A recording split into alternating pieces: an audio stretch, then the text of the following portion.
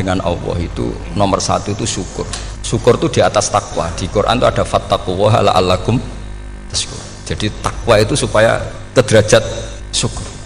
Kalau Nabi membahasakan kalimat thayyibah yaitu la ilaha illallah Muhammadur Rasulullah, itu kalimat yang otoritas kebenarannya itu absolut, pasti benar bahwa alam raya niki gadah pangeran ingkang asmanipun Allah Subhanahu wa taala.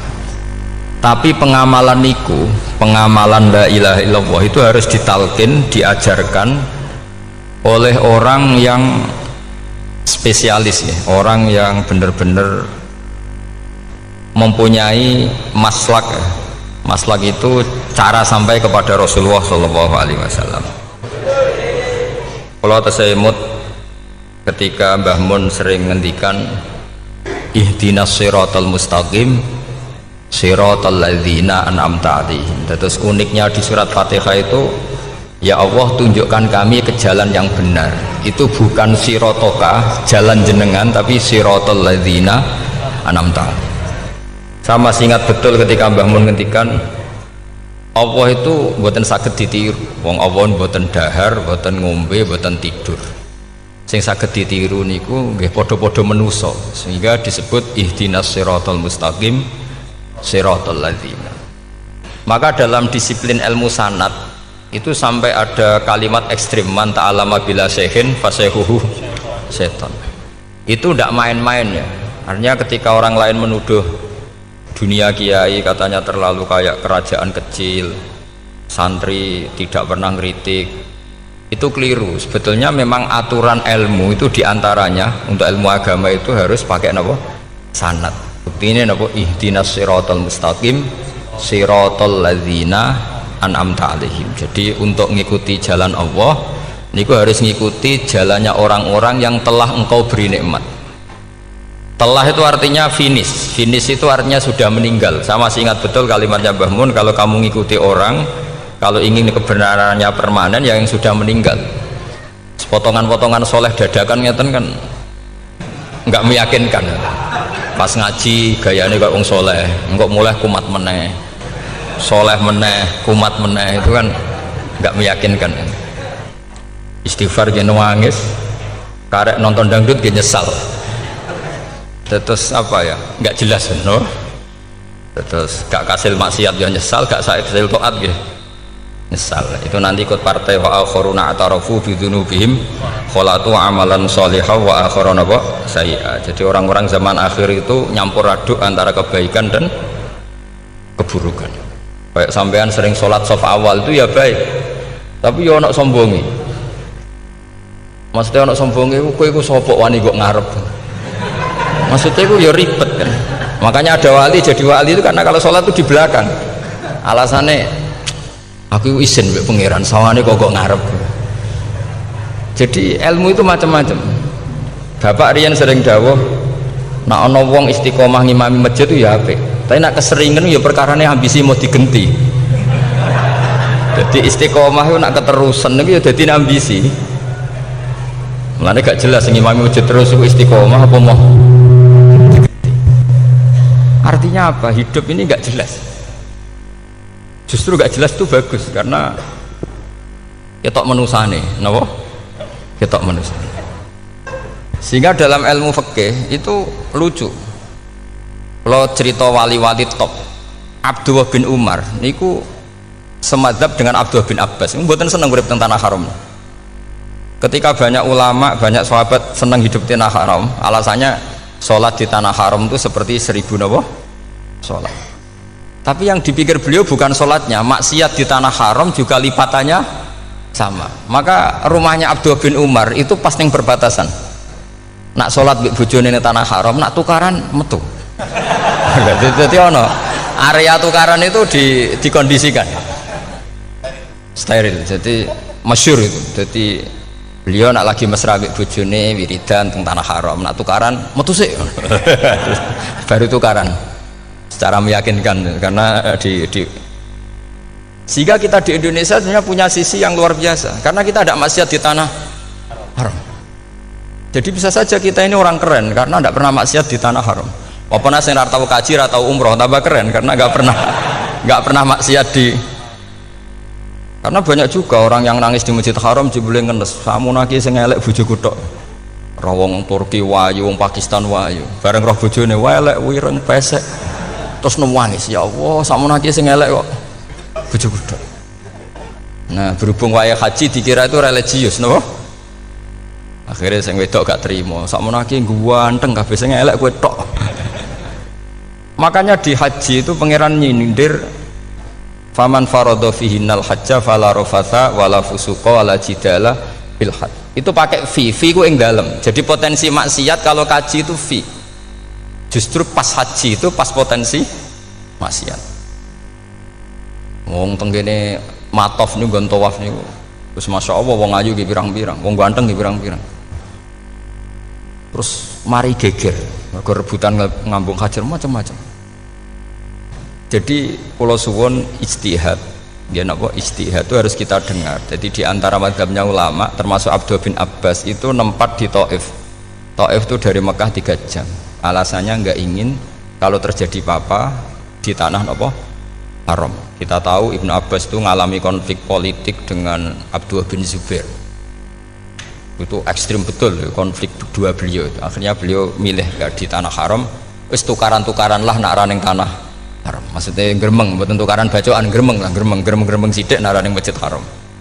Artinya jangan kira orang di Indonesia terus tidak hebat, ya hebat, punya sisi nggak maksiat di tanah haram.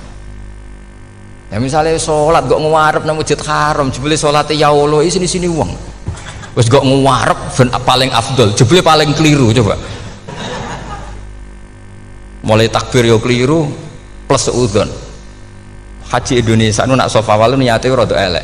Sudah sih mau coba bismillah tau ora tau tak go ngarep gitu. Menurut kalau yang kesekian kali ditanya gitu. Dadi niate go ngarep kepen ngetes sudah sih mau coba bismillah tau ora. Lho ngapa kowe ape salat apa ape seudon. Bantah-bantahan.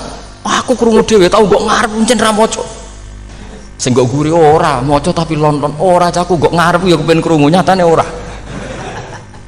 Jadi kok ngarep. Terus kedua niate iku balapan ngambung Hajar Aswad. Jadi sholatnya kok ngarep. Sekali salam langsung melayu ngambung Hajar Aswad. Ibu niat apik niat elek ra roh, tapi tidak semua yang di sofa wal itu niatnya baik. Tapi niat tidak baik itu kadang baik. Itu saking apikane pangeran. Kulo kenangan cerita dari Mbah Mun yang paling saya kenang itu gini. Dulu ono santri nakal. Ya jadi ora dulu tok saiki luwih akeh, tapi sawangannya cerita kan kudu dulu karena sejarah itu syaratnya harus diomongkan dulu. Jadi aku rada kecewa mbek sejarah itu dulu ono santri nakal. Saiki luwih akeh. Niku kepengen nginceng ninge mergo ning wayu. Niku dhisik jarang ning sepedaan motor ngalor ngidul ning Pasar Bangilan jarang. Dadi nek kepengen roh iku kudu dadi bakul banyu. Terus bakul banyu karena satu-satunya cara roh wong ayu kudu dadi bakul banyu nyamar. Kalau jauh ini ngisine ning jero jeding. Jadi kadang ya roh ninge rajil bapan macam-macam. Kiai ini wali tenan, bukan wali debutan, bukan wali senior, namun wali betul. Nah, sampai saiki dadi wali kan wis ora ono kuota wali, segelem ra gelem jumlahnya supaya tetap ada terus diangkat ngoten mawon wali ini. Ini bertahun-tahun. Kiai ini ngerti, seneng mergo digratisi, dikai rego murah. Kiai ini ngerti nek iku niate elek. Suatu saat gak ada perkembangan, santri ini mulai gremeng karena gak direspon. Diceluk be kiai ini. Kiai pentok anakku. Nggih Yai. Kowe salat ning Masjid Haram saf awal 40 dina jamaah mbok saf awal. Nggih Yai. Kok bar tak rabekno anakku. Nggih. Seneng salat. Hari pertama ya demi dapat istri, hari kedua terus suwe-suwe ku in ku nyaman. Betapa nikmatnya sujud, nikmati rukuk terus nyaman. Saking nyamannya ku berkebutuhan sholat di sofa wal. Bukan karena cewek tadi. Bareng hari ke-40 diparani mbek kiai ini. Aja mulai tak rabekno. Loh. Mboten saged, Mbah.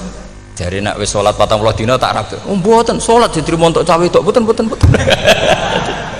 Mboten ngenyak uang sholat jadi mau dijoli. Jadi orang nggak bener itu kadang ya jadi bener. Jadi dari wali kadang daftarnya lewat bakul banyu, terus kadang rodok delok wedok sithik-sithik, tapi nak pangeran ngangkat kira kurang coro. Jadi wali can iki.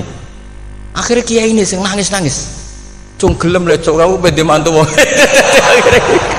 Iki gak gelem tenan. Ngenyak uang sholat jadi mau dijoli gitu.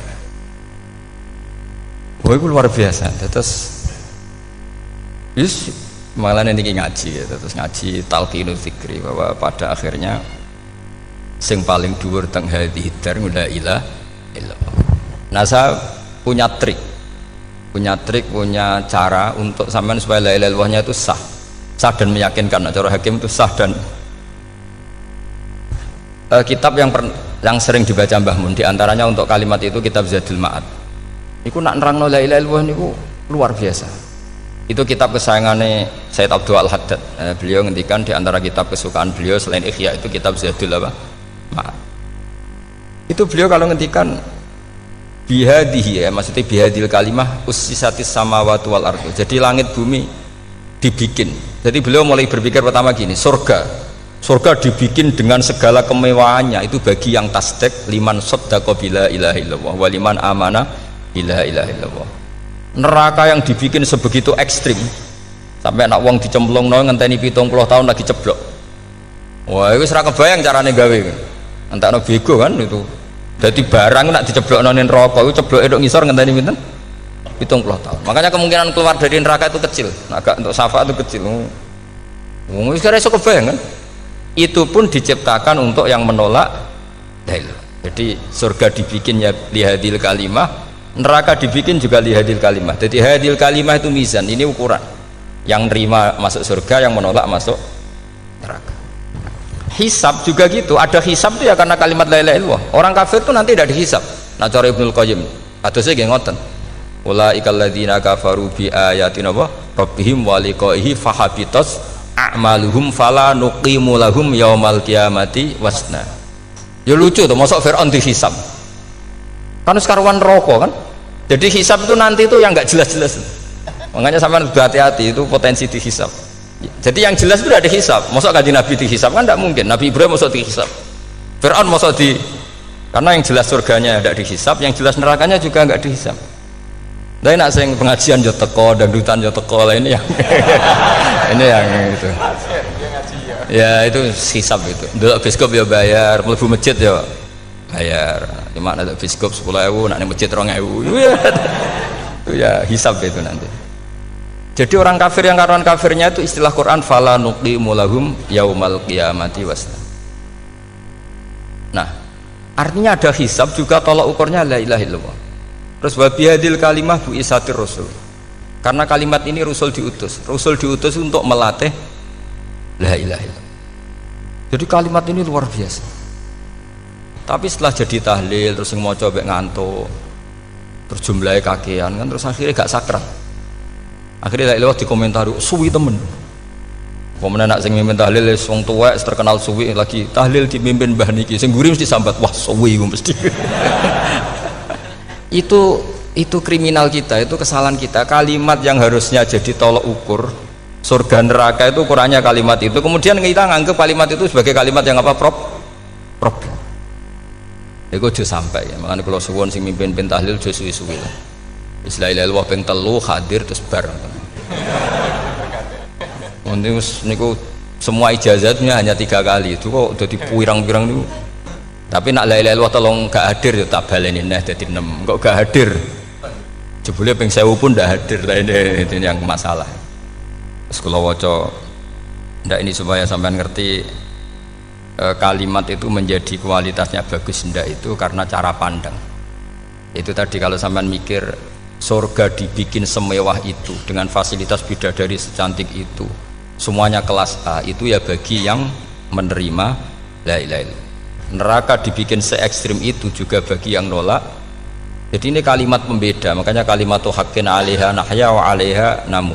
Terus wa biha wa 'alaiha. Ijazah gini usume usum. Wa biha ta 'alaiha. Tren ini gini wa 'alaiha ta wa biha. Wa biha apa wa 'alaiha? Enggak yang di sini umumnya, Pak.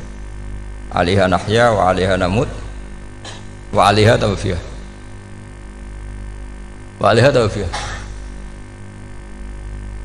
Wah berarti orang jelas prinsipnya, gak jelas.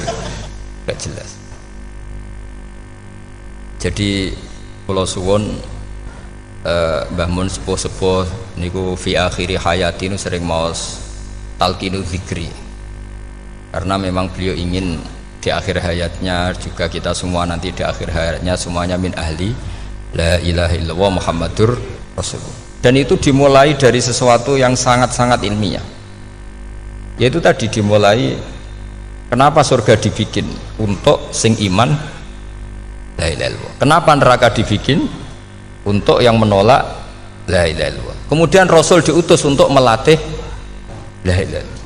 Nanti ada azab ya karena menolak la ilaha illallah, ada maghfirah karena yang terima la ilaha illallah. Makanya istighfar, kalau cara oleh ijtihad niku istighfar itu setelah la ilaha illallah, cara kula oleh ijtihad di beberapa Indonesia itu thariqah punya istighfar dulu baru la ilaha illallah, tapi banyak ulama yang berpendapat dibalik, la ilaha illallah dulu baru, karena istighfar itu didengar Allah itu setelah tauhidnya benar. Ini cara madzhabnya Abul Hasan apa Asyadzili, yaitu fa'lam annahu la ilaha illallah baru wastaghfir li dzambika ai li hadil kalimah, karena orang bisa dimaafkan itu berdasar kalimat la ilaha illallah. Misalnya begini ya, orang kafir itu kafir terus sampai 70 tahun, sekali melafatkan la ilaha illallah itu yughfar lahum ma qad salaf. Jadi kullil ladzina kafaru iyantahu yughfar lahum ma qad salaf. Artinya orang kafir itu belum pernah tahlil, belum pernah istighosah, ya belum pernah istighfar, tapi sekali melafatkan la ilaha illallah secara sah langsung yughfar lahum ma qad salaf. Berarti dulu mana la ilaha illallah sama istighfar untuk kepentingan dimaafkan Allah? La ilaha illallah cara madzhab Abul Hasan Asyadzili, karena alasannya wong kafir sing kafir wae tanpa istighfar, asal kalimat la ilaha illallah benar langsung yughfar lahum ma qad salaf. Jadi cara pikirannya Abul Hasan Asyadzili itu la ilaha illallah yang benar dan kamu baru istighfar, nanti insya Allah pasti dimaafkan bihaqi la ilaha illallah. Jadi fa'lam annahu la ilaha illallah baru wastaghfir li dzambika ai bihadil kalimah, karena sahnya istighfar setelah kalimat ini sah. Yaitu orang kafir yang kafir berpuluh-puluh tahun itu langsung diberi bonus sama Allah yughfar lahum ma qad salah. Lah ukuran iyan tahu pakai apa coba? Hei para wong kafir, nak kowe mendo sangka kekafiran, ukurannya pakai apa? La ilaha illallah. Sekali la ilaha benar langsung yughfar lahum ma qad salah. Makanya ketika Ja'far Shadiq, Sayyid Ja'far Shadiq, beberapa lama arja ayatin fil Quran adalah qulil ladzina kafaru iyantahu yughfar lahum ma qad salah. Ketika mana kan abet sisa malaikat dia wong kafir 70 tahun Gusti mau celek luah pisan langsung jenengan sepuro, mosok kula imam tahlil boten jenengan sepuro ya tapi masalahnya nak malaikat ya. Tapi kowe golek wajib lah iku semari perkara iku mulai masalah kan bangsa ora ikhlas iku mulai masalah. Nak sing guri malah meneh, tapi kowe mau celek luah mbek gremeng mergo kesuwen. Dan nak kesuwen wong gremeng sing dosa sing tahlil apa sing gremeng? Sing tahlil ya melok dosa mergo kesuwen, sing gremeng dosa wong kalimat thayyibah kok digremengi. Nah terusno sing ngundang ya melok dosa pisan, ribet kan? Ya ora ono fikih ngono ya ora ono. Maksudnya kula cerita daripada rawan dosa ya mendingan la ilaha illallah sing ora gremeng. Carane piye? Sing mimpin ya sing fasih sing cepet. Ngene insyaallah. Oh teng desa kula anggere muni tahlil pengen Gus Pak suweneng kabeh, mesti cepet, dijamin mesti cepet. Kalau sering ngomong, aku cepet lah luwih mandi sing suwi ya. Mergo suwi mari dosa gremeng ya, perkara. Nah kiai-kiai kan do sungkan mek kula. Nah teng adat masyarakat kan nggih sampai Gus sampai anak kiai kan sungkan, dadi kiai-kiai sing tua-tua akhirnya melok cepet. Dan ini harus diilmoni. Saya ulang lagi ya. Sebetulnya dalam thariqah Syadziliyah itu la ilaha illallah dulu baru istighfar. Alasannya apa? Sikhatul istighfar itu ba'da sikhati la ilaha illallah. Jadi dia bawa ke qulil ladzina kafaru iyantahu yughfar lahum ma qad salaf. Saiki intiha anil kufri, berhenti kekafiran dengan kalimat apa? La ilaha illallah. Itu langsung yughfar lahum ma qad salaf. Dan Allah ngendikan fa'lam annahu la ilaha illallah baru wastaghfir li dzambi ai bihadil kalim. Artinya gini, bisa saja istighfar kita itu tidak didengar Allah karena tauhid kita tidak pernah benar. Mau ngelafat notok tapi tauhidnya tidak benar. Maka terus dibutuhkan latihan-latihan dari ahlul ilmi, misalnya kayak Imam Sanusi, kayak Imam Asy'ari. Itu pelatihan-pelatihan la ilaha illallah dengan pemaknaan yang luar biasa. Misalnya begini, ambil saja la ilaha illallah itu dengan makna seperti ini. Tidak ada sesuatu yang maujud kecuali disebabkan oleh yang super maujud. alam raya ini, langit bumi ini kadung berstatus maujud. Kan nggak mungkin yang maujud diciptakan yang tiada. Nak ngono mau hadhil maujudat khalaqaha wajibul wujud. Lah wajibul wujud ini yang bernama Allah Subhanahu wa ta'ala. Maka kualitas Anda iman tuh lebih tinggi. Selama ini kan enggak, orang no pangeran kecuali Allah. Terus Allah itu yang siapa? Ya Allah yang siapa itu harus kamu berani mensifati. Allah belum pernah menceritakan dirinya di Quran kecuali beliau dia mensifati zatnya. Saya adalah sing khalaqas samawati wal arda misalnya. Saya adalah zat yang begini.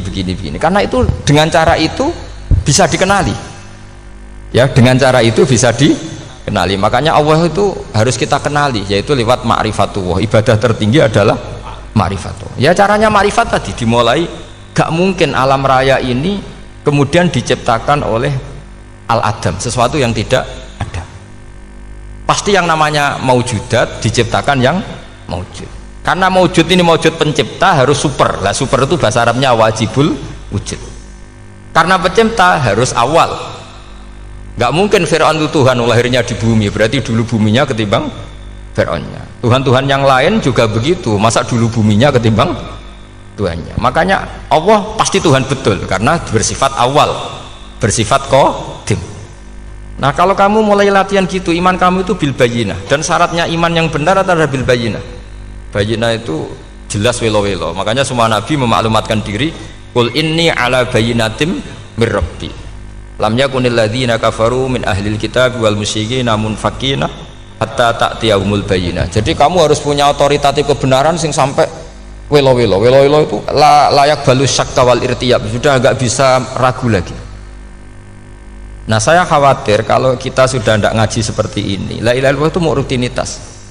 Pemenang nak kasiat ribet mana kan? Nak diwaca 1000 kasiat ini, nak diwaca 2000 kasiat, wah itu ngawur lagi. Saya itu kemarin ketemu banyak orang pintar lah di Jogja. Itu saya cerita, mereka tanya saya, Gus kenapa engkau jarang berdoa? Saya bilang saya itu sering berdoa, cuma mungkin Anda tidak tahu kata saya. Doa itu syaratnya harus setelah sihatil iman, imannya itu benar. Dulu ketika Gerwani itu kampanye komunis itu gitu, anak-anak kecil disuruh memejamkan mata, ayo kamu minta permen sama Tuhan, ternyata nggak dapat permen, suruh memejamkan mata lagi, coba minta sama bu guru, terus dikasih apa? Permen. Oh berarti yang ada bu guru bukan Tuhan. Artinya apa? Kalau umat Islam ini Islam ini kamu jual dengan doa, kemudian doa dipakai tolok ukur Islam bener apa enggak, habis kamu. Banyak orang ingin jadi Kapolri, jadi gubernur, jadi apa, mengundang orang-orang kondungo. Wes nyangoni akeh gak mandi, mesti dihujat deh. Dan sing donga yang ngerti nak mandi, potongan wong seneng duit itu kan insya Allah mandi lah kan kira-kira gitu. Jadi korbannya itu Islam kalau terus menerus doa yang dipakai apa? Transaksi. Maka doa itu nomor 2 atau 3, nomor 1 itu ya iman tadi, ma'rifatullah itu nomor 1. Bukan doa, karena kalau doa dijadikan nomor 1 takutnya itu dipakai ukuran.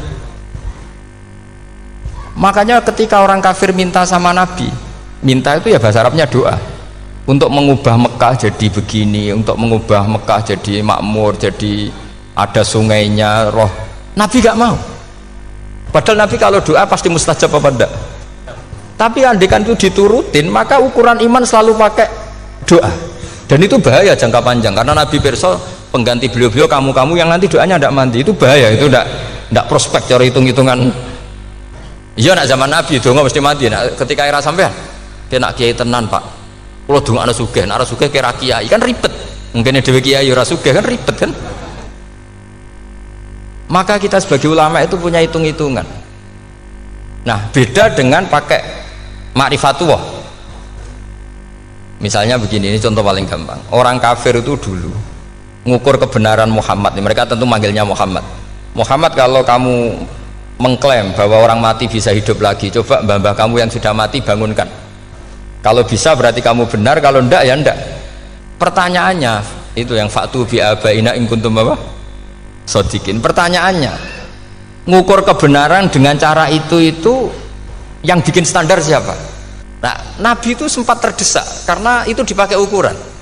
Tapi kalau pakai ilmu mantek, jawabannya lebih gampang. Ngukur kebenaran dengan cara itu versi siapa? Versi saya.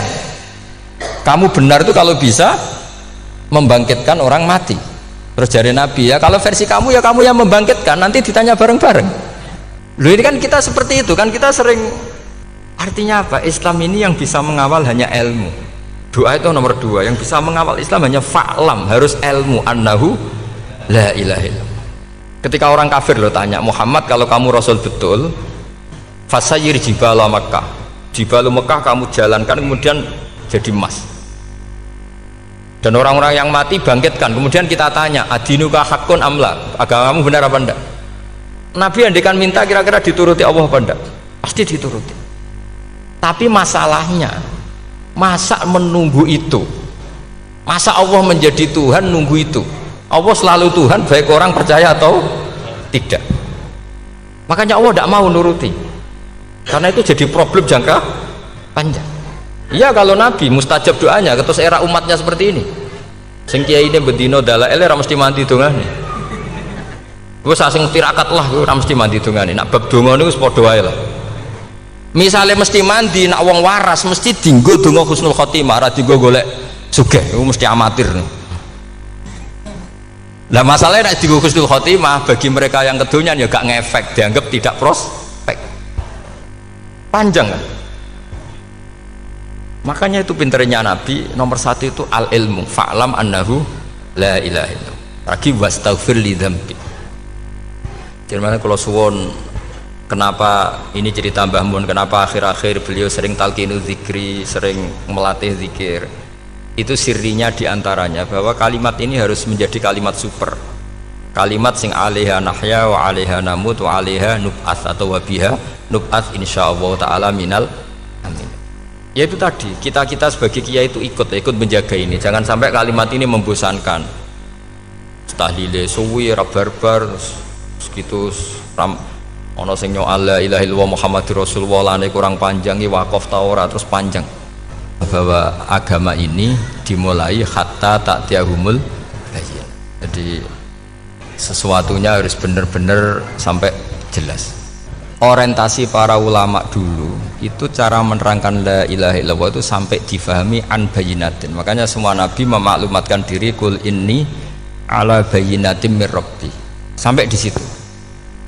Dan semua cerita-cerita di tafsir Jalalain, di apa-apa itu ukuran kebenaran itu lam yakunil ladzina kafaru min ahlil kitab wal musyrikin namun fakina hatta ta'tiyahumul bayyinah. Monggo. Maka semua kita itu harus punya kecakapan untuk merangkai dalil. Kalau gak ada pengalaman saking kitab-kitab turos, kitab-kitab dulu, itu ketika beberapa ulama ditanya dulu, ketika ulama-ulama dulu berdebat tentang apakah imanul muqallid, imannya orang yang tidak bisa berargumentasi tentang Tuhan itu diterima apa enggak, rata-rata ahli sunnah bilang diterima, tapi tetap dengan catatan itu potensi goyah. Idzkullu man qallada fit tauhidi imanu lam yakhlu min tardidi. Tapi ternyata ulama-ulama itu prakteknya juga mengajari masyarakat supaya ada sedikit dalil atau kepastian logika. Masyhur itu ulama dulu ketika tanya orang-orang Arab, orang-orang desa, ya Arabi bima arafta rabbak, kamu kok tahu kalau Tuhan itu ada, itu gimana? Jawabannya mereka meyakinkan, al-ba'ratu tadullu alal ba'ir wa atharul aqdam yadullu alal masir. Ono tletonge sapi ya mesti ono sapine, ono atharul aqdam artinya ono tipake wong liwat ya mesti ono sing liwat. Sehingga itu sudah dianggap cukup, kalau ada makhluk ya ada khalik.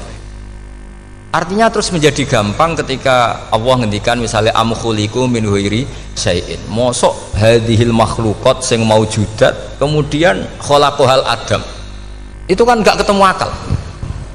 Maka termasuk kekaguman saya sama kitab Fathul Bari sarahnya Bukhari itu ngendikane wahada sing inda ahlil mantak yusama iltidzadan aklian, bahwa agama ini harus ada kenyamanan secara akal. Kalau Nabi membahasakan wajadah halawatal apa? Iman. Iman yang manis itu misalnya kita profesor, kita ilmuwan, kita seorang yang top, yang paling cerdas di dunia. kemudian kamu secara agama didogma oleh pimpinan agama kamu, kebetulan pimpinan agama kamu misalnya komunis, terus diberi ajaran misalnya hadhil maujudat khalaqahal adam, yang maujud ini diciptakan ketiadaan. Kan mungkin profesor lah mesti stres, piye wong Adam kok ciri utama ketiadaan ya layu asiru saya tidak ngefek. Bandingkan dengan misalnya kita goblok lah, petani lah, wong paling goblok lah misalnya diajari bumi ki ana mbah wonten, terus sing gawe bumi ana ya ana, wong barange ana kok sing gawe ra ana. Lebih gampang lah itu cara Fathul Bari. Hadaddin itu mudah sekali, sahlah qoribah. Kalau dalam baca Said Abdul Haddad itu hadil kalimah sahlah qoribah.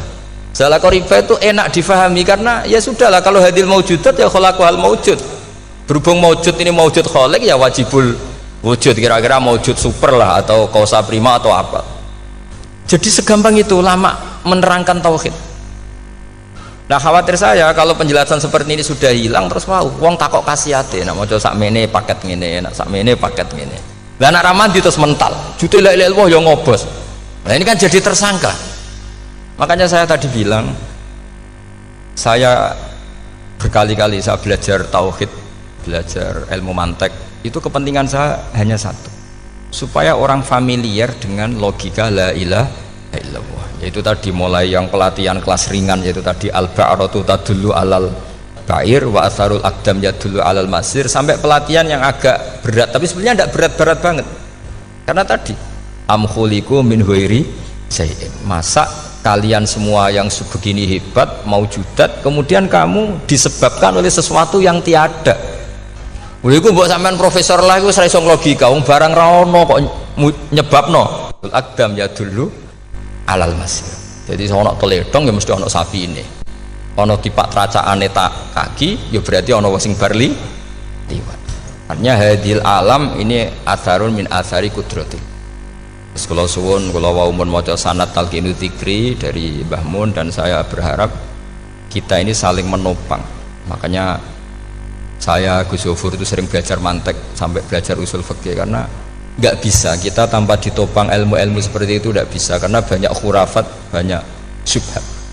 Termasuk penumpang paling gampang adalah Anda berislam secara senang, secara ceria, supaya tidak kepikiran nyuwun sewu pindah agama atau pindah ke yang macam-macam. Makanya diantara rumusnya Islam itu raditu billahi robba. Raditu itu puas, sampean cari di kamus, ridho itu puas, marem. Ojo mbok maca di pangeran Allah pah-pah. Makanya kalau berharap jenengan jangan sering berdoa, nanti gampang kecewa, karena potensi tidak mandinya lebih tinggi gitu loh.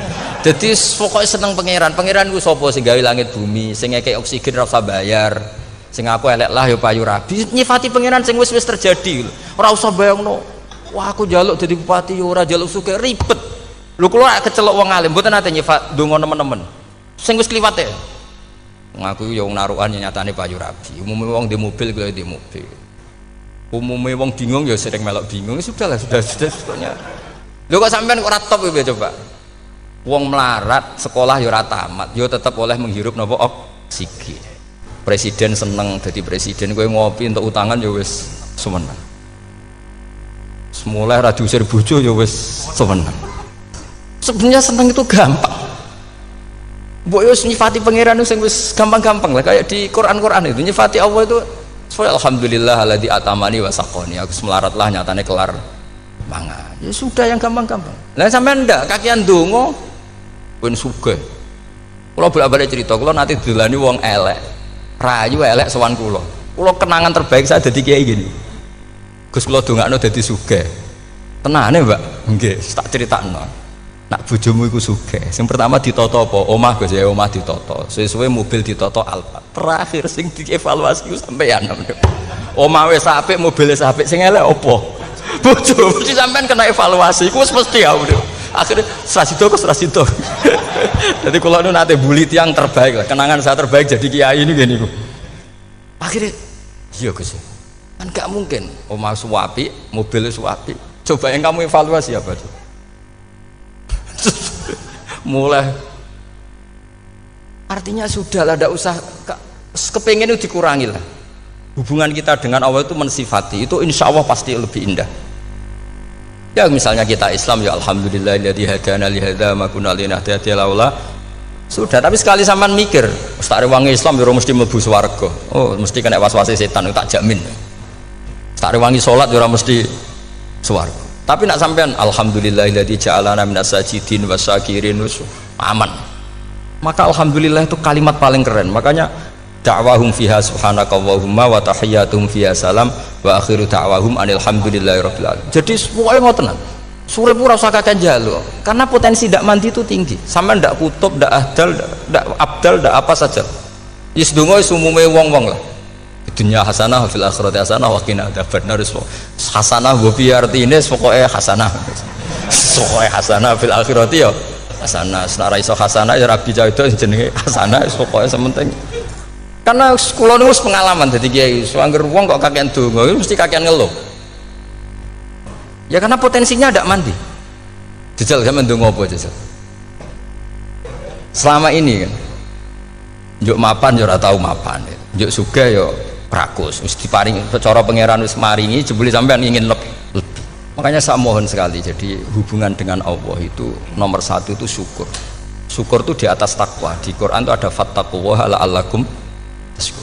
Jadi takwa itu supaya ke derajat syukur. Karena tadilah cobalah dilatih. Saya pernah ngecek orang yang sekarang dugem menikmati maksiat dengan orang yang takwa mensyukuri tidak maksiat, itu nikmatnya itu masih tinggi nikmatnya orang yang syukur karena berhasil meninggalkan maksiat. Makanya kamu yang syukur bengi-bengi radhi duit ning kamar wudu bariku ngelamun jujuk esuk yes alhamdulillah gak maksiat. Sekarang usah bayangno terus tahajud qiyamul lail iku para habaib para ulama wis ramakome lah seperti itu. Suka ramakome tangi turu seradan tempiring itu alhamdulillah pokoknya sing gampang-gampang ya. Dan itu memang ajarannya Nabi. Jadi Nabi itu kalau bikin ajaran itu orang sing asbaha aminan fi sirbi pokoknya mu'afan fi badani indahu kutu yaumi faka'an nama khizat lahu dunya bi hadafiriha. Jadi Nabi bayangkan mirip man asbaha aminan fi sirbi ngontrak ya ora diusir sing di omah, kumpul mertua ya ora diusir mertua, kumpul bojo ra diusir bojo, aminan fi sirbis, mu'afan fi jasadis, urip nak guyu do banter wis bengak-bengok. Indahu kutu yaumi dina iku iso mangan. Iki wis fakaan nama khizat lahu dunya bi khadafiri. Anggap ae kowe itu sak donya. Lha wong paling sugih gawe kolam renang paling 100 meter persegi. Kowe ndelok laut renang sak kapoke. Wis pokoke urip sing gampang itu wis. Kok senengane repot oh. Senengane repot. Pokoknya kalau kepengen itu jenengan syukur lah. Pokoknya lho nggih malah niki pokoknya niki kampanye syukur lah. Pokoknya karena tadi coba yang biasa donga-donga itu dikurangi lah. Syukurnya dulu yang lho sampean tak arani doa yang mandi itu dimulai apa? Asana Allah. Tinggi mana doa dengan syukur? Syukur Nabi itu kalau berdoa itu nyifati Allah panjang sekali. Alhamdulillah hamdan katsiran terus wa hamdan wa fi ni'amahu wa yukafi'u mazida ya rabbana lakal hamdu kama yanbaghi lil jalali wajhika azim sultanik la nuhsi sana'an 'alaika anta kama athnayta 'ala nafsik antal muqaddim wa antal muakhir. Wus panjang. Sampean kan gak muqaddimah suwidi. Dongane sing wis gak dia 13. Kalau kan sering maos ikhya itu kalau muji pangeran itu sampai lupa Imam Ghazali saking panjangnya. Sama dulu dunga-dungane Nabi itu kalau muji Allah itu panjang sekali dungane sidik nak jenengan muqaddimah alhamdulillahirabbil alamin sampai angob pas donga ya Allah ya Rabbana temenan sudah gak dia tiga itu. Jadi saya mohon sekali bahwa agama ini harus bifarohin wasururin. Kalau donga yang paling kalau kenang sama Mbah Mun gini us farihi namuna amin semuanya kita itu pokoknya seneng. Makanya kalau suwun lah pokoknya beragama terus seneng. Rodi itu bila roba rodi itu kalau anak maknanya marem lah marem di pangeran Allah itu marem. Kata Sayyidina Ali lah kafani izzan antakuna li robban wa kafani fakhran an akuna laka abdan pun gustin tek bangga kula dadi manusa mergo pangerane jenengan. Ya cara di pangeran Fir'aun kan yo ribet wae. Wis mati tenggelam dadi ton. Terus wa kafani fakhran an akuna laka abdan kula nu seneng banget mergo dadi kawulane jenengan. Misalnya jadi kawulane presiden ya iso coplok, kawulane menteri kadang ketangkep KPK, kawulane wong sugih kadang bangkrut. Ribet kan? Makanya beliau ngendikan kafani izan antakuna li robban wa kafani fakhron an akuna laka napa abdan. Terus niki kula radi provokatif lah. Semergi zaman akhir sampai pandemi ngeten wis ra syukur ribet. Setelah saya jadi kiai dan penelitian, saya itu berkali-kali didatangi dokter, tentara, juga polisi. Mereka sering bilang gini, Gus saya ini dokter negeri. Saya ke NTT, ke Papua, karena saya muslim, berkebutuhan Islam, maka dibikinkan musola, dibikinkan masjid. Kalau kiai tidak bisa, bikin sendiri urunan mau narik siapa gitu. Mau narik tarikan di jalan yang mau nyumbang siapa. Tapi kalau kebutuhan negara, karena tugas negara, ya difasilitasi negara dan tidak dianggap misionaris karena negara. Begitu juga di beberapa negara yang non muslim kayak di Argentina, di Venezuela itu ada masjid, ada kajian Islam ya karena duta besar dan itu aparat negara. Disinilah kearifan para ulama berkoalisi dengan umarok dengan makna yang positif bahwa agama ini harus ditopang umarok, sistem negara. Tentu di situ ada tentara, ada polisi, ada macam-macam. Kita sebagai kiai juga nggak berdaya di depan para bandar narkoba apa-apa kalau nggak ada BNN. Kita mau apa dengan korupsi kalau nggak ada KPK. Sehingga kearifan para guru-guru kita, mulai Mbah Maimun, bapak saya sendiri, NU, Muhammadiyah, semua ormas-ormas Islam itu pasti maulah kerjasama. Karena kita siapa ya? Kalau nggak kerjasama. Dan di antara pesan Rasulullah SAW adalah yaduwahi ma'al jamaah. Jadi apa ya, kebersamaan itu sudah berkah. Fa inna yadallahi ma'al jamaah. Jadi berkah. Lalu kenapa saya kalau ngaji bawa kitab? Ini agak sebetulnya itu lazim. Lazim itu suatu yang harus. Tapi karena kelamaan mubalek itu tidak pakai kitab. Seakan-akan bawa kitab itu yang aneh. Sebenarnya aneh mereka. Karena begini logika simpelnya ya. Umat Nabi ini berhak dapat apa coba? Berhak dapat warisan yang paling luhur, paling hebat, paling jernih. Apa itu Quran dan hadis? Pertanyaannya, siapa yang paling punya hak otoritatif untuk menerangkan Quran hadis? Ulama. Ulama yang mana? Ya yang kapabel, yang sudah diakui dunia kayak Imam Ghazali, Imam Bukhari, Imam Syafi'i. Artinya kalau kita tidak pakai materi itu ulama mendapat pikiran kita, bukan mendapat pikiran mereka. Saya ulang lagi, kalau kita tidak pakai materi yang otentik, yang orisinil, umat ini mendapat pikiran kita, bukan pikiran mereka. Maka saya berusaha supaya teman-teman atau semua umat Islam dapat pikiran-pikirannya Imam Ghazali, pikiran-pikiran Imam Bukhari, pikiran-pikiran Abdul Qasim Al-Junaidi, kejernian-kejernian Abu Yazid Al-Bustami. Kejernian itu diantaranya adalah misalnya makalah yang menurut saya itu makalah yang super. Jadi untuk ngadepi krisis karena COVID atau karena apalah. Itu lama dulu sederhana sekali. Beliau punya rumus yang mungkin jarang didengungkan orang, tapi saya akan kampanye rumus ini. Al-istighna, hakikatul istighna, itu adalah al-istighna anis syai' labihi. Jadi pemenuhan kebutuhan yang sebenarnya adalah kita berusaha menghindari sebanyak mungkin kebutuhan yang sekunder, yang enggak penting. Bukan memenuhi semua yang kita inginkan. Jadi misalnya begini ya, kalau kita lapar, itu keinginan kita itu makan enak apa asal makan? Tentu jawabannya asal makan yang sehat. Tapi kalau nuruti nafsu kita, makannya yang enak, teman makan ya enak. Terus di warung yang favorit. Ini kan satu kebodohan. Kenapa untuk makan saja butuh definisi sekian banyak? Yang kita harus kecewa, warung favoritnya bisa sudah tutup. Atau kita ke sana harus macet. Ribet. Yang benar-benar arif dan bijaksana itu adalah al-istighna anisya. Sesuatu yang tidak mendesak itu jangan jadikan kebutuhan. Sehingga kalau kita puasa misalnya, semua makanan itu enak karena kita sangat lapar. Sehingga Abdul Qasim Al-Junaidi ketika ditanya, ma'idamu to'am, lauk makanan itu apa? Jawabannya lucu, alju, lapar. Kalau kamu lapar ya semuanya enak. Ini sudah mulai hilang. Kita bilang makan enak itu ya sate, ya gulai, ya pizza yang kita senang. Akhirnya apa? Untuk nikmati nikmatnya Allah itu kita jadi ribet. Apalagi yang orang-orang fasik harus ditemani perempuan yang tidak halal misalnya, atau harus ada ajudan, ribet. Nah pertanyaannya, orang yang ribet sama yang nggak ribet itu pinter mana? Pinter yang nggak ribet. Nah ini kearifan-kearifan yang mulai hilang. Lalu siapa yang bisa mewarisi itu? Ya ulama. Jadi ulama itu cara berpikir sebenarnya simple. Makanya mereka sering kalau tahajud itu, di antara makalah Sayyidina Ali paling terkenal dan yang menjadikan beliau punya derajat yang luar biasa itu adalah kafani izzan antakuna li robban wa kafani fakhron an akuna laka abdan. Ya Allah, saya ini sudah begitu mulia, begitu terhormat dan sangat-sangat terhormat karena yang menjadi Tuhan itu Engkau. Jadi rumus pertama itu karena menjadi Tuhan itu Engkau.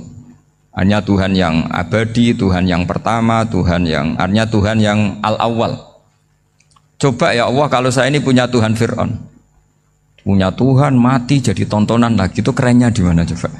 Andai kan kita punya Tuhan Fir'aun, atau punya Tuhan yang asal usulnya manusia, apapun hebatnya manusia itu, kita punya Tuhan manusia itu. Tuhan yang lapar, yang kalau nggak makan mungkin pingsan, mungkin bisa kena COVID, nanti Tuhannya diisolasi. Kayak apa? Makanya ketika Tuhan Allah menyindir ketuhanan selain Allah itu, Allah hanya menyindir dengan kalimat sederhana, kana yakulanit to'am, yang kamu tuhankan itu masih makan. Artinya kalau nggak makan ya lemes. Jadi lama-lama ada orang gini, alhamdulillah tadi Tuhan mampir ke saya, kelihatannya lapar, setelah tak kasih makan sehat lagi. Susah nggak punya Tuhan yang seperti itu. Beda dengan Tuhan kita.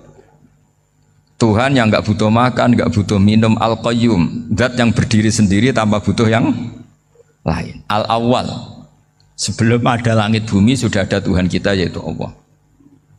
Bandingkan dengan Tuhan-Tuhan yang dipertuhan yang lain, yang adanya setelah bumi, misalnya Fir'aun dan sebagainya. Sehingga Sayyidina Ali pertama jadi kebanggaan apa? Kafani izzan antakuna li robban. Saya ini keren betul, karena punya Tuhan yaitu Engkau.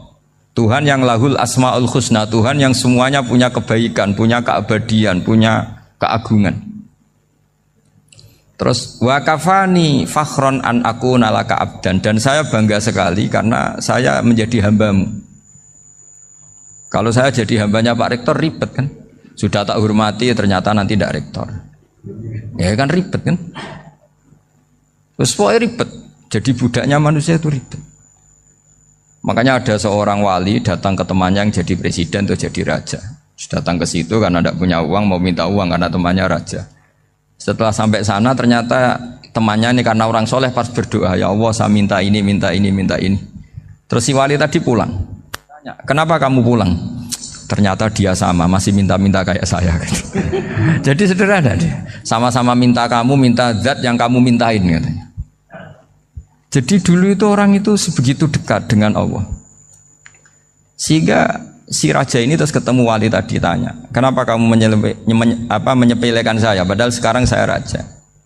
Terus ditanya sama wali tadi, karena temannya, kalau kamu di padang pasir tidak bisa minum dan harus minum 1 gelas, dengan ongkos kamu harus mengasihkan semua kerajaan kamu demi minuman itu.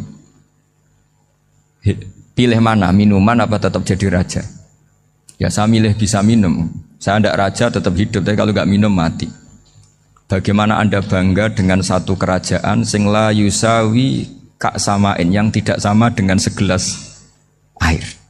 Jadi artinya terus mereka melihat jadi raja itu ya biasa, jadi presiden biasa, jadi rektor biasa. Karena mereka biasa berlogika, hakikatul izzah itu ya taqarrub ila Allah, yang benar-benar terhormat itu ya dekat dengan Allah. Begitu seterusnya mereka bikin paradok-paradok yang aneh, tapi itu menjadi pelajaran. Bapak saya Ki Nur Salim itu senang baca anekdot Nasiruddin Koja. Itu kalau bikin orang-orang aneh, itu dia datang ke satu pesta, pakai baju lusuh, pakai sarung lusuh atau celana lusuh, sama Sohibul Bait yang punya acara dibiarin. Setelah dibiarin dia pulang pakai jas, pakai dasi, pokoknya keren. Dihormatin, pakai alpat, pokoknya dihormatin. Silakan. Pas dia disuruh minum, minumannya itu disokkan saja ke sakunya. Jas, kamu harus minum yang banyak. Karena kamu yang dihormati, bukan saya. Terus makanannya semuanya diletakkan di saku, ada apa? Ayo kamu makan yang banyak. Alphardnya juga gitu, dikasih sate apa? Ayo kamu makan yang banyak. Mereka tidak melihat saya, melihat kamu.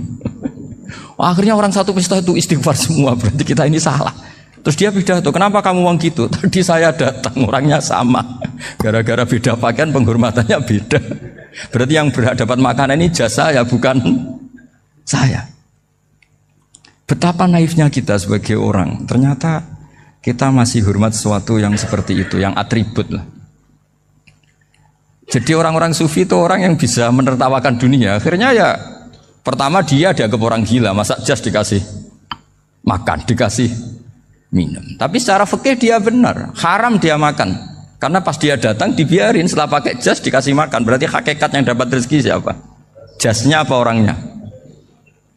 Jasnya apa orangnya? Jasnya. Jadi itu orang-orang sufi, kearifan orang-orang dulu itu bisa ngelola hal-hal yang keseharian menjadi luar biasa. Ada seorang wali melihat istrinya makan satu piring, anaknya makan satu piring. Ditanya, kalian kenyang? Wah, kenyang sekali. Melihat anaknya minum kopi satu cingkir, senang. Kalian senang-senang sekali. Wah, kalau senang dengan hal-hal yang murah bisa, ngapain harus senang dengan hal-hal yang mewah? Bodoh sekali saya. Sehingga terus mereka bisa qanaah. Qanaah itu ya hidup itu simpel, sederhana. Jadi tentu saya tidak akan ngomong yang muluk-muluk, selain itu tidak bidang saya juga apa ya. Kita ini butuh obat di kondisi Covid seperti ini, butuh kesederhanaan, butuh apa ya? Istighna tadi. Kita harus istighna billah an ghairillah. Jadi sudah cukup bahwa Allah ini segalanya. Sehingga tadi saya dengarin himnenya Unisula, yang paling saya kagum adalah dimulai dengan kalimah-kalimah thayyibah. Di antara tugas suci Nabi Ibrahim dan semua Nabi adalah wa ja'alaha kalimatam baqiyatan fi aqibi. Nabi Ibrahim itu Nabi yang diberi gelar Allah. Dia adalah Nabi yang menjadikan kalimat tauhid itu kalimat yang abadi. Fi aqibi, di anak turunnya, di semua generasinya. Baik anak turun karena gen maupun karena pembinaan, karena pendidikan. Ini penting sekali saya utarakan karena apa? Satu kehidupan itu sebenarnya digerakkan oleh kata-kata, oleh moto kalau orang bahasa modern.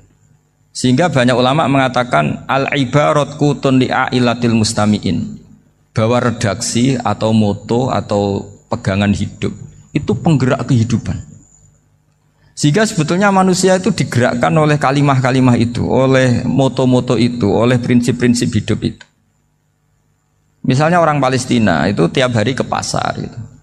Mereka ke laut itu. Ditanya, kenapa tidak takut tembak Israel? Jawabannya lucu. Kena tembak ya mati, nggak makan ya mati, nggak kerja ya mati. Ya sudah, sama-sama mati ya mendingan aktivitas normal. Tapi saya tidak menyarankan itu untuk melawan Covid. Ini cerita saja nanti. Kamu jangan provokator itu. Karena ini wilayah sensitif. Jadi banyak orang yang poligami, kalau ditanya alasannya gitu, istri satu ya cerewet, dua ya cerewet, mendingan 4 katanya.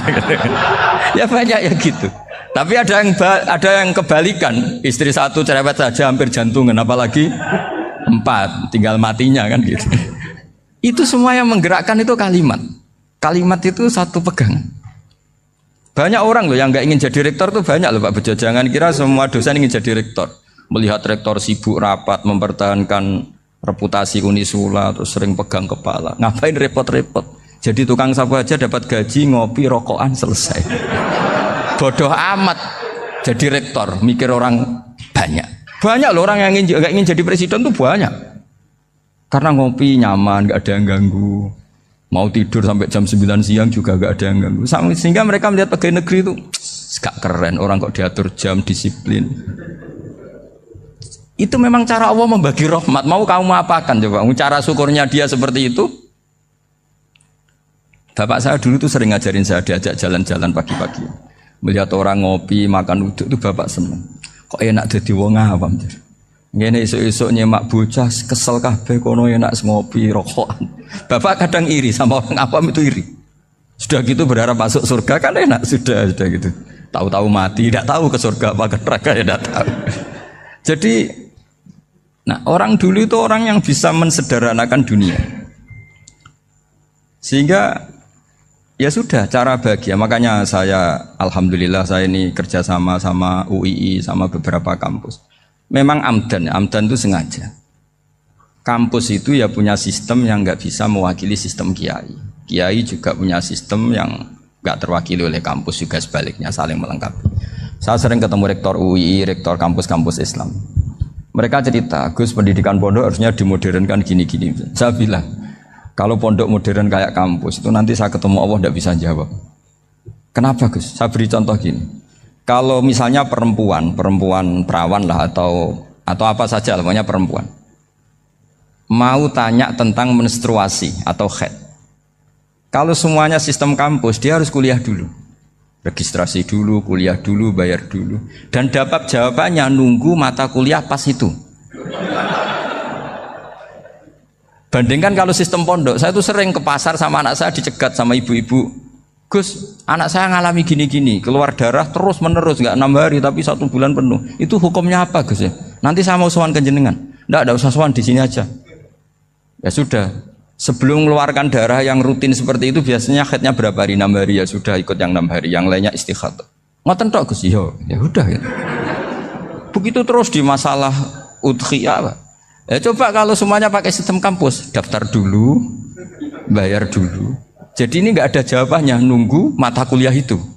Baru dapat jawaban, itu biasa nggak sholat bertahun-tahun karena belum ada jawaban tentang itu.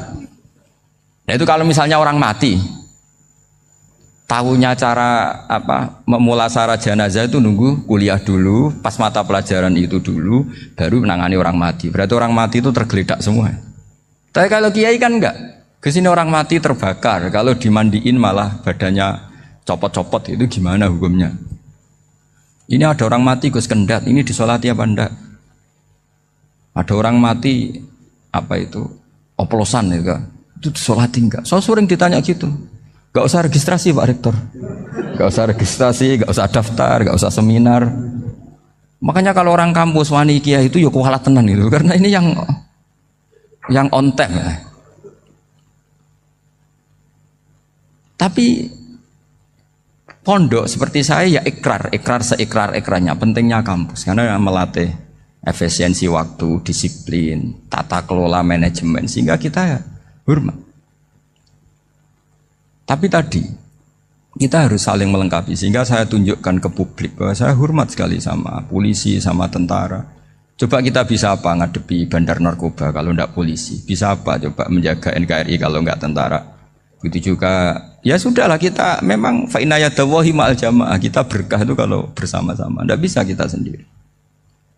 Nah lalu orang kayak saya itu ya beberapa kali sebetulnya saya itu ditawanin jadi doktor honoris causa apa. Kekhawatiran saya satu Pak Bejo, takut pas enggak punya uang. Itu dokter enggak ada duit kan enggak pantas gitu. Jadi repot gitu, daripada beban lah sudahlah enggak usah dokter. Jadi kalau enggak punya uang ya pantas, terus kalau ngebis ya pantas. Suatu saat kalau mati nggak ada yang hadir ya pantas, nggak dokter gitu. Kalau sudah dokter kok masuk neraka, kayaknya apalagi rektor kampus Islam kok masuk neraka itu kan kok kayak nggak pas itu. Misalnya rektor Unisiola ditanya mungkar nakir nggak bisa kan kayak gimana gitu. Makanya harus sering ngaji saya supaya nggak malu di depan mungkar nakir. Masa rektor ditanya mungkar nakir nggak bisa. Harus berani bentak, ini saya rektor loh Pak Mungkar Nakir. Masa kalau wali-wali dulu berani. Masyhur di cerita wali-wali ditanya marabbuka manabuka, saya ini guru tauhid. Kok kamu tanya marabbuka manabuka yang ngelotok? Kok kamu tidak pernah ngaji enak aja tanya. Jadi wali-wali itu ya rileks ngadepi mungkin. Saya yakin rileks wali di Bang Pak Rektor, saya yakin itu. Karena wali itu lebih dekat Allah. Sehingga orang dulu itu saya ulang lagi ya, ada satu kearifan namanya hidup itu apa? Hidup itu adalah cari sebanyak mungkin supaya hidup itu tidak tergantung pada banyak hal. Sehingga misalnya cara berpikir orang-orang modern itu sebenarnya banyak orang-orang ilmuwan yang nggak ngagumi Amerika. Bukan karena angkuh ndak. Untuk mempertahankan kebesaran negara sebesar itu, kebutuhan listriknya besar, kebutuhan tentaranya besar, kebutuhan apa? Sementara negara kayak Venezuela atau Swiss kebutuhannya ada banyak. Pertanyaannya, yang tergantung dengan banyak hal sama yang tidak tergantung banyak hal, itu pinter mana?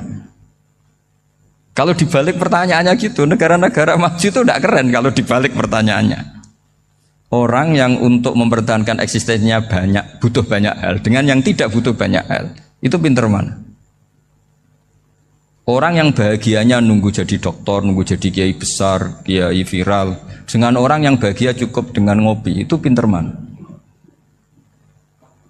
Tapi kalau dibalik pertanyaannya, orang yang taunya nikmat hanya kopi dengan nikmat yang banyak, pinter mana?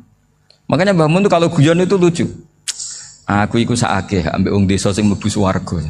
Saya dulu eskal mlebu swarga kok disakeni. Akhirnya beliau memberi penjelasan. Wong desa iku roe pakanan enak, iku mau kopi mbek uduk. Lah swarga iku mau nuruti sing dikarepno. Akhirnya semua mangan, wis ngopi, nguduk, ngopi, ora roh pakanan liyane ku ora roh. Nasi mandi yo ora roh, pizza yo ora roh apa-apa. Terus saya bilang, wah lah niku nak nganti selera tentang wanita cantik. Iku juga sederhana. Rodok pesek ya wis cantik, rodok ireng ya wis. Apa bidadarinya seperti itu karena saking enggak pengalamannya. Jadi surga itu kan nuruti apa yang diinginkan. Kira-kira keinginan orang kampung kalau di surga itu apa coba? Makanan apa coba? Ya, nak senengnya ketemel gemblong itu. Artinya malaikat lebih suka nangani surganya orang-orang kampung dibanding Pak Rektor. Ini sudah ribet ini. Makanan apa saja sudah dicoba ya. Terus kalau di mall tahu orang macam-macam, seleranya macam-macam pasti. Enak mana kalau sampai jadi malaikat pelayan surga? Suka ngelayani orang kampung apa yang orang kota? Orang kampung kan? Jadi ya itu guyon ya, guyon tapi itu menjadi pikiran kita bahwa orang yang banyak kebutuhan itu sebetulnya banyak kebodohannya karena menggantungkan kebahagiaannya dengan banyak hal. Makanya Imam Syafi'i ngendikan istighna itu apa? Al istighna anisya'i. Yang dikatakan kecukupan adalah berusaha sebanyak mungkin banyak hal tidak kamu butuhkan. Bukan memenuhi semua kebutuhan kamu karena nafsu kamu ini tidak ada batasnya gitu. Kalau kamu penuhin nggak akan selesai. Itu ada perempuan yang kurang cantik itu minta doa saya, Gus doain suami saya kaya. Terus tak guyonin, terus nggak minta. Kalau suami kamu kaya, yang pertama dirubah itu apa? Rumah Gus, supaya rumah saya bagus. Kedua apa? Mobil, supaya mobil saya bagus. Nanti yang dievaluasi itu kamu. Mobil bagus, Alphard, rumah mewah, istrinya kamu pasti itu dievaluasi. Langsung nggak usah sudah gini aja kan. Jadi pertama yang dievaluasi itu kaya itu coba kalau suami kaya itu yang dievaluasi pertama rumah ya, rumah ganti. Setelah itu apa? Mobil. Kira-kira berikutnya akhirnya sudah nggak jadi. Nabi Ibrahim itu pernah minta umur panjang. Keren umur panjang. Sama Allah nggak dijawab. Datang orang tua gitu mertamu ke Nabi Ibrahim. Terus disuguhi dikasih kurma. Apa itu? Kok kurma apa? Anggur yang sudah matang sekali. Sudah dimakan. Setelah dimakan meler keluar lagi. Dimakan lagi meler lagi. Terus Nabi Ibrahim masuk lagi ke kamar. Ya Allah doanya tak cancel. Nanti kalau saya tua kayak itu. Jadi Allah itu nggak jawab langsung tapi ngirimkan itu. Akhirnya ya Allah nggak jadi. Nanti takut itu. Saya pernah ngalami jadi kiai tadi ada ibu-ibu ya nggak pati cantik lah. Suaminya tuh miskin sekali. Minta doa saya supaya kaya. Bareng tak kasih pertimbangan itu udah nggak usah nggak jadi. Jadi itu kearifan. Tapi kearifan ini harus kita tanamkan. Saya nggak bisa membayangkan Indonesia yang besar ini. Andai kan tidak ada qanaah. Nerimo ing pantum. Coba sekarang ada Covid. Andai kan Indonesia tuh kayak Perancis. Saya beberapa kali punya tamu orang yang hidup lama di Perancis, bahkan dapat istri orang Perancis. Itu dulu gak begitu mencintai Indonesia. Tapi setelah di Perancis 2 tahun, wah Indonesia hebat. Di Perancis itu kata dia kalau cerita, semua kebutuhan masyarakat itu dibebankan ke negara. Apa saja minta negara, apa saja nyoal negara. Sementara Indonesia, coba kalau Indonesia mengalami seperti ini kok tidak ada qanaah rimo ing pantum, bisa kios Indonesia. Orang miskin nyalahkan negara, kelaparan nyalahkan negara, apa saja. Tapi barokahnya dididik kiai jogeman nyalahno wong liya. Urip pun rombok ing pandum, diame. Sampai gak ngerti kalau Covid. Banyak tuh orang-orang kampung itu, orang lugu-lugu itu. Mbah niki saking Covid, salam ning Covid, muga-muga umure panjang.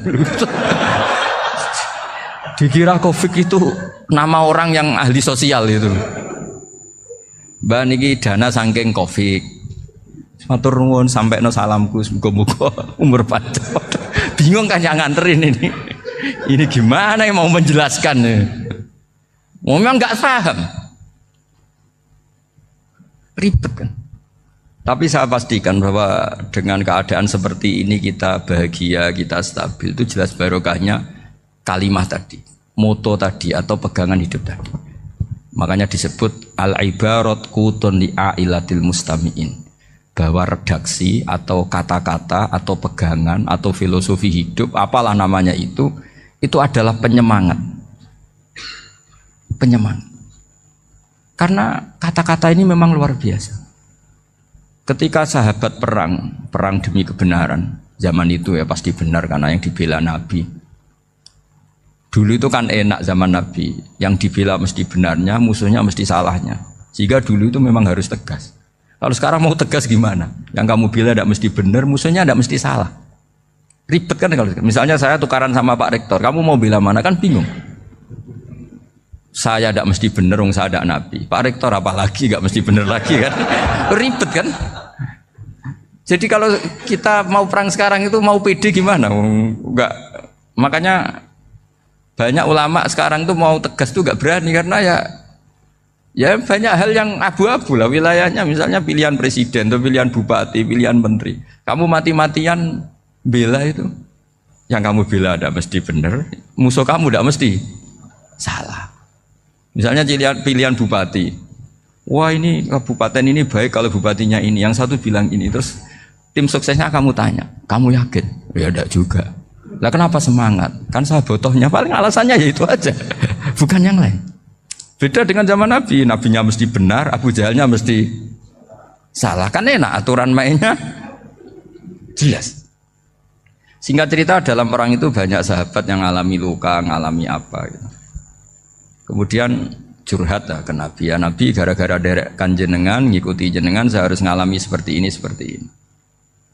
Ngiranya orang itu diapresiasi sama Allah keluarnya. Ternyata sama Allah gak diapresiasi. Malah diturunkan ayat intakunu ta'lamuna fa innahum ya'lamuna kama ta'lamun wa tarjuna minallah malah yarjun. Kalau kamu sakit karena perang, orang-orang kafir itu ya sakit. Itu saja berani padahal demi kekafiran. Wa tarjuna minallah malah yarjun. Padahal kamu punya nilai lebih yaitu berharap kepada Allah yang mereka tidak punya. Saya jadi kiai itu ya kadang mangkel. Karena yang benci ya benci, yang seneng itu ngel-ngel loh kayak Pak Bejo. Jadi semuanya ribet. Lah iya, yang benci ya ganggu, yang seneng ya ganggu, tambah nemen. Seribet. Tapi kalau sudah ingat bandar narkoba, mereka berhadapan dengan polisi, kadang ditembak karena kesalahannya terlalu fatal. Antar persaingan mereka juga bisa tembak-tembakan karena merebut pasar narkoba. Itu saja mereka berani. Kok kita yang jadi kiai kadang dicium tangannya, dihormati gak berani, hanya takut apa ya, musibah-musibah kecil lah, atau problem-problem kecil. Lah iya, kalau kita bandingannya gitu. Kalau kamu mau tahajud kedinginan, itu masih nanti dihisap Allah itu gitu. Maling ayam itu keluar malam-malam, hanya dapat ayam.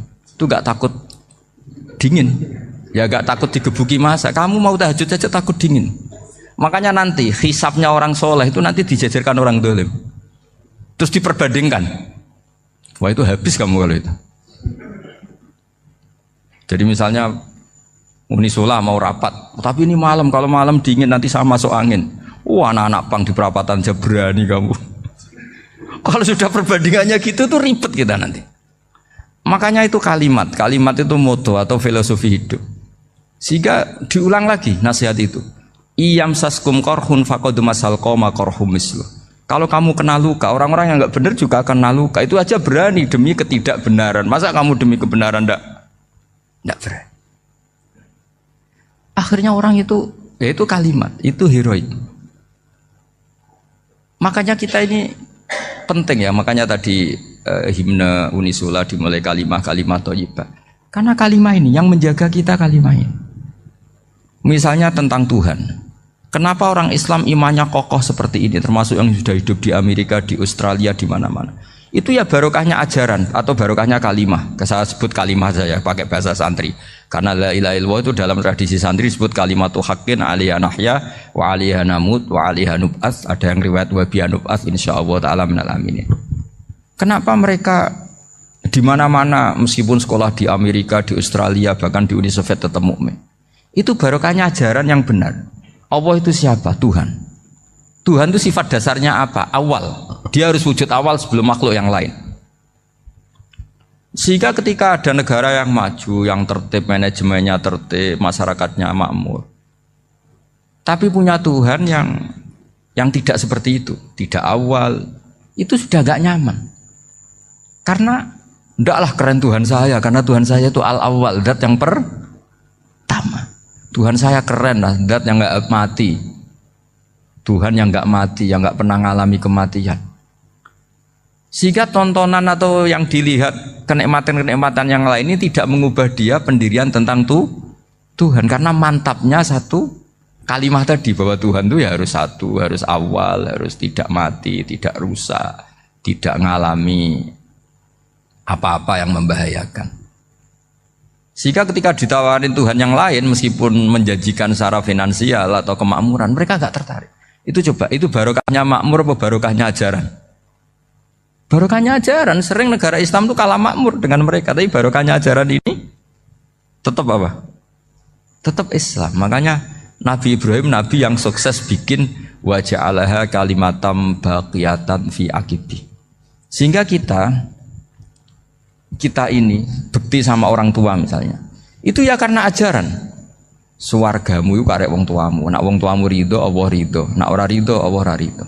Ridho wa fi ridhol walidain wa sakhatu wa sukhtu wa fi sakhatil. Sehingga ketika ada orang tua yang agak brengsek gitu, anak-anak tetap hormat. Punya orang tua yang miskin, yang sudah miskin, tukang tombok nomor, banyak kan di kampung gitu. Ya tetap hormat. Coba kalau dari awal kita ngajari orang tua kamu hormati ya, kalau baik, kalau tidak usah. Bisa geger Indonesia. Tapi barokahnya ajaran-ajaran itu Indonesia tertib karena ada ajaran. Nah ini di sini pesantren dan Unisula semua harus berkontribusi membuat ajaran yang benar itu adalah ciri utama Islam. Sehingga Islam ini dimulai dengan ajaran kalimatu haqqin alaiha nahya wa alaiha namut. Sehingga kita tenang seperti ini. Saya ini termasuk kiai yang tenang. Meskipun kata orang banyak saya ini kiai besar, tapi termasuk kiai yang paling tenang. Termasuk yang paling tenang. Karena saya ini pakai mazhab orang-orang hebat. Saya berkali-kali cerita, orang kayak Imam Syafi'i itu orang yang luar biasa. Saya berkali-kali cerita, orang yang tadi nyium tangan kamu ya Imam Syafi'i, di belakang tuh ngerasani kamu, menghujat kamu. Jawabannya enak saja. Berarti saya alhamdulillah orang yang wibawa. Buktinya di depan saya nggak berani. Jadi enteng saja. Diceritain sebagian kampung, sebagian separuh dari warga kamu itu nggak suka kamu. Ya bagus lah nggak suka saya, nggak akan utang duit saya. Di mana-mana orang utang itu karena teman dekat. Kalau nggak seneng pasti minimal nggak utang, nggak pinjam mobil, nggak pinjam apa. Berkah mana yang seneng sama yang gede? Jadi dianggap enteng saja. Semua yang dialamin dianggap enteng saja. Misalnya punya istri pemarah, ya baguslah marahin suami. Kalau marahin tonggo malah ribet. Jadi kamu harus terima kasih kalau dimarahin istri. Baguslah marahin saya mah, kalau marahin tonggo ribet. Jadi enteng saja. Tapi kita sekarang itu karena nafsu ya, sehingga menghadapi hidup ini ribet. Ulama dulu kalau mau mati itu senengnya bukan main. Sudah lama saya ini ingin gak maksiat. Kayaknya gak maksiat paling efektif itu mati. Ya tidak apa-apa Gusti, kalau sebaiknya mati ya mati aja. Enteng saja. Jadi melihat kematian itu akhir dari segala keburukan atau potensi keburukan. Apapun baik kita sekarang, suatu saat mungkin kita gak baik. Yang bisa menghentikan ketidakbaikan atau potensi ketidakbaikan itu apa coba? Mati kan? Berarti mati itu mengerikan apa menyenangkan? Mesti kamu tidak berani menjawab. Meskipun secara ilmu kamu berani, tapi secara rasa agak berani kan? Saya ulang lagi ya, yang bisa menghentikan keburukan atau potensi keburukan. Itu apa coba? Apa? Kematian. Berarti kematian itu menyenangkan atau menyusahkan? Apapun kamu tidak berani jawab karena kamu agak-agak duniawi itu kelihatannya. Tapi secara ilmu, kamu tahu kan kalau mati itu tidak buruk-buruk banget. Karena apa? Itu akhir dari segala keburukan. Sehingga Nabi ngajarkan kalimat itu begitu luar biasa. Allahumma ahyini maka natil hayatu khairan li wa tawaffani maka natil wafatu khairan li. Nabi melihat dunia itu begitu indah. Ya Allah, kalau saya ini hidup, anggap saja hidup ini ziyadatan li fi kulli khairin, menjadi modal saya menambah segala kebaikan.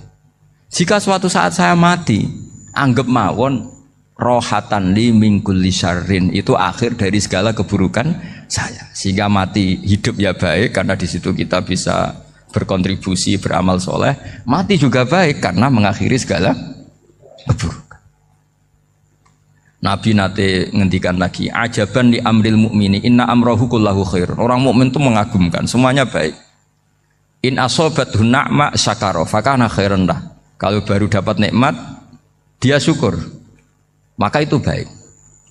Wa in asobatu dharra sabara. Kalau dapat masalah mereka sabar, itu juga baik. Sehingga orang mukmin dua sisinya pasti baik. Itu juga kalimat, maksudnya moto atau pegangan hidup. Nah berikut ini saya beri contoh, ini kenangan saya, ini contoh terakhir. Masalah jadi orang terkenal maupun tidak. Di sini dicontohkan Imam Ghazali di halaman 367 di kitab saya 367, juznya 3 di kitab Ihya Ulumuddin. Di sini beliau cerita betapa untuk menjaga ikhlas sebaiknya orang itu tidak terkenal, tidak syuhrah, tidak terkenal. Oke, itu kita sepakat ya, karena kalau terkenal mungkin orang dipaksa publik dengan tanda kutip untuk selalu berbuat baik, tapi karena jaim lah, jaga image atau apa. Tapi ketika dibalik pertanyaannya, kamu rela yang terkenal itu orang nggak benar, sementara yang orang benar itu nggak terkenal. Lalu masyarakat taunya yang tidak benar. Kalau pertanyaannya dibalik gitu, orang baik wajib terkenal enggak? Kalau pertanyaannya dibalik seperti itu. Dokter yang benar tidak terkenal, yang malpraktek terkenal. Kamu ingin kondisi seperti itu? Gak ingin kan? Kampus yang bagus gak terkenal, kampus yang bagus gak terkenal, yang gak bagus. Nah, artinya apa? Gara-gara olah kata, olah pikiran, ini logika jadi rubah. Lagi-lagi apa? Jawaban itu ada di kata-kata sebetulnya.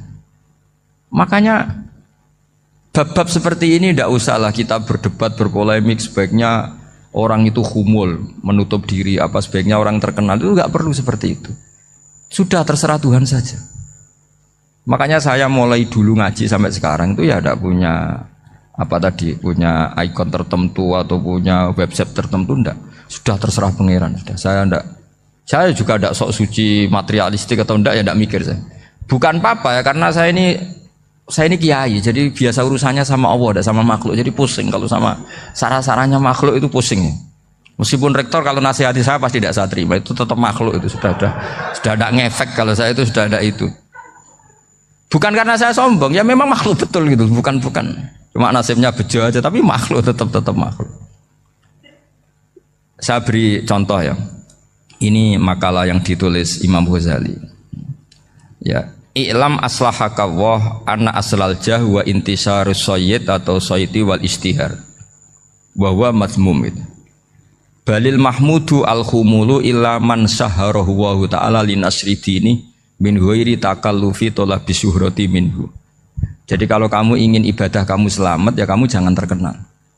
Tapi resikonya adalah kalau kebaikan itu tidak terkenal, maka agak dikenali. Kalau enggak dikenali berarti masyarakat hanya punya percontohan yang tidak baik, karena yang baik tidak terkenal. Jadi itulah ulama-ulama dulu. Jadi apa-apa itu dibanding-bandingkan. Kemudian nanti kelihatan, jawabannya itu kelihatan. Jadi ulama dulu itu biasa ngarang misalnya afatun nikah, sisi negatifnya nikah. Harus ngurmat istri, harus macam-macam, kalau terlantar itu ya dosa. Seperti tadi Pak Marsudi cerita, kalau orang ngapalkan Quran itu takut lupa, kalau lupa itu jadi dosa. Pertanyaannya, kalau semua orang takut lupa, takut dosa, semua orang nggak hafal Quran karena potongan-potongan lupa. Cara berpikir tidak seperti itu. Kalau berpikir ya namanya hafalan ya inginnya hafal, kan nggak ingin lupa. Lah nanti kalau takdirnya lupa karena hal-hal yang dimaklumi oleh syariat itu nggak yang termasuk dosa. Yang dosa itu lupa tak liwiri udhrin syar'iyyin, lupa yang tidak ada sebab yang apa? Syar'i. Tapi lupa bawaan EQ-nya tidak bagus. Lupa bawaan sering dibentak. Oh itu nggak masalah karena bawaannya orang tertekan itu ya lupa. Coba kamu hafal Quran, terus punya kredit jatuh tempo, pas hari itu aku yakin nggak cerdas sudah. Itu bawaannya orang tertekan itu pasti lupa. Jadi ya saya teruskan ya. Jadi terus ada makalah yang sangat bagus sekali tentang itu. Saya baca ya. Wa yadullu ala dzalika anna Allah azza wa jalla amaral anbiya'a bi idharil amali lil iktida wa khassahum bi mansibin nubuwah. Wa la yajuzu ayyudhanna bihim annahum khurrimu afdhalal amalen. Jadi orang yang terlalu mendewa-dewakan khumul itu menutup diri. Oke itu baik karena dengan khumul, dengan menutup diri Anda tidak riya, Anda tidak pamer. Tapi kata Imam Ghazali, kamu juga harus ingat di antara syaratnya Nabi itu harus mengumumkan kalau beliau itu seorang Nabi. Harus memaklumatkan kalau beliau seorang Nabi supaya bisa diikuti. Caranya sholat harus diumumkan sehingga Nabi itu mengatakan harus jamaah. Karena dengan cara jamaah itu bisa shollu kama ra'aitumuni usolli. Coba kalau Nabi sholatnya nggak diperlihatkan, kamu harus sholat yang benar. Caranya gimana ya Rasulullah? Itu rahasia. Bingung nggak kira-kira? Bingung nggak? Ya misalnya amal rahasia selalu lebih baik. Terus ada pertanyaan, Nabi ngendikan kamu sholat yang benar. Caranya gimana Nabi? Ya itu rahasia. Terus gimana coba? Tapi Nabi ngendikan apa? Shollu kama ra'aitumuni usolli. Ya sudah kamu sholat, niru saya sholat. Berarti Nabi sholatnya diperlihatkan apa disembunyikan? Diperlihatkan. Jadi begitu juga saya berkali-kali bilang, orang tahu kalau itu bidan ya berdasar tulisan itu bidan. Tahu kalau itu dokter gigi ya itu dokter gigi.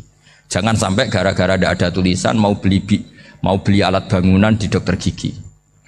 Mau periksa gigi di toko bangunan. Gara-gara apa? Nggak ada maklumat. Nah, di sini ulama-ulama selalu memaklumatkan dirinya. Termasuk Imam Ghazali ketika ngarang kitab dinamai Ihya Ulumuddin, bahwa kitab ini bisa menghidupkan ilmu-ilmu agama yang mulai hilang. Begitu seterusnya.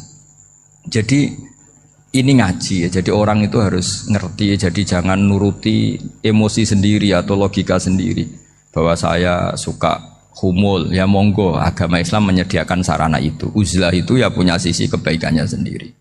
Tapi syuhrah terkenal asal tidak nuruti nafsu juga punya sisi kebaikannya sendiri. Setidaknya umat ini punya satu master kebaikan yang mudah diakses.